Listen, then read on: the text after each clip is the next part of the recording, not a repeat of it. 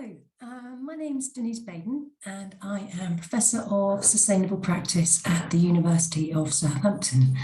And I'm quite keen, I guess, to share with the world all I know about sustainability and addressing the climate crisis.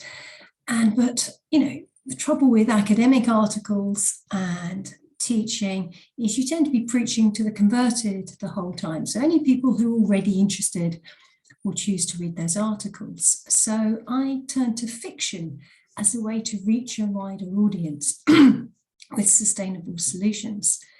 And I did a fair bit of research to see how people respond to green themes and environmental messages. And I did some research in terms of typical news stories versus constructive journalism. I did research looking at business ethics students and whether they respond more to positive role models or cautionary tales of what went wrong. And more specifically, I did research into how people respond to green themes and stories.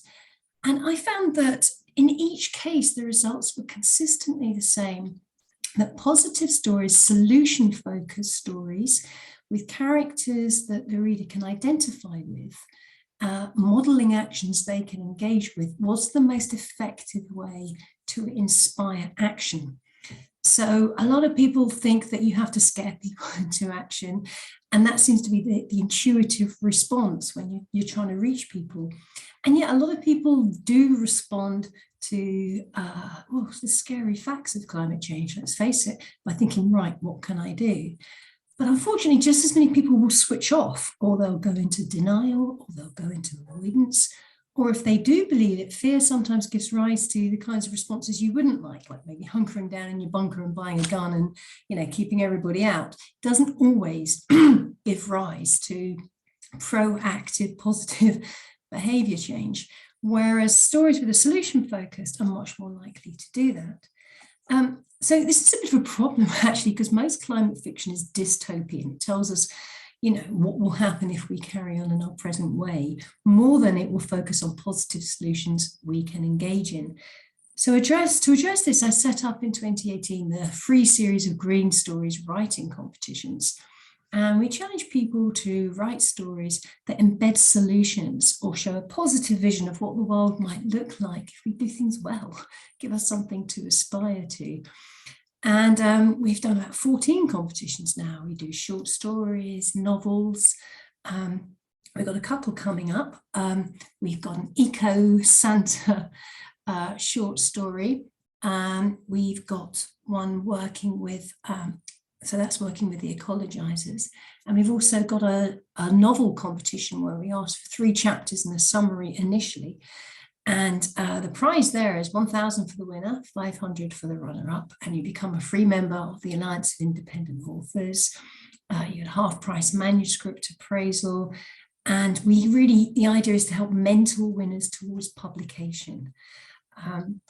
Another project I've been engaged on trying to put this into practice, because I found that many of the entries, despite being clearly, instructed to write solution-based stories, most people still wrote more catastrophic stories or stories just with a green theme, perhaps rather than solutions people can engage with. So I guess in an effort to show what I was thinking of, I wrote my own story, so Habitat Man, which is an eco-themed rom-com. And the University of Utah and the English department at the University of Southampton are doing some research on that to see how people are engaging with it. And we're just getting preliminary results in now. And it seems like over 90% of readers adopted at least one solution, green alternative, as a result of reading the book. So it's really lovely to see that actually a sort of rom-com aimed at the general public can also inspire positive green behaviours.